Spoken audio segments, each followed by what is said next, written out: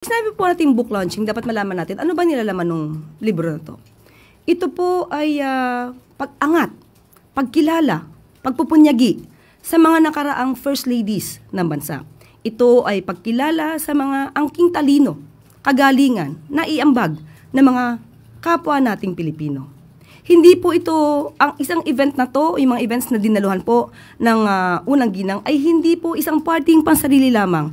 Hindi po ito pagdalo, pagpunta sa isang resort para mag-swimming. Hindi po ito susuot ng mga costume katulad ng Snow White para mag-party-party.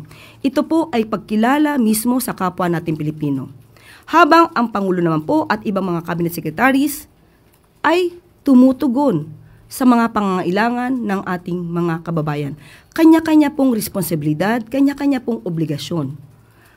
Kaya po, hindi po dapat mabigyan ng kritisismo kung anuman po ang ginagawa ng unang ginang sa pagtaas at pag-angat sa mga angking talino ng ating mga kababayan.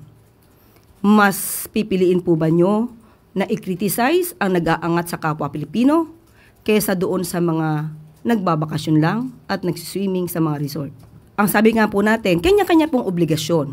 Ito naman po ay hindi nakasagabal para sa pagtulong sa ating mga kababayan. Ang Pangulo at ang mga cabinet secretaries ay tumugon ng walang pag-antala. So kung ito naman po ay naganap para iangat ang kapwa nating Pilipino, hindi lang po siguro ito masama. Mas hindi magandang tignan at mas magandang i-criticize ang mga leaders na nagbabakasyon lamang ng walang dahilan.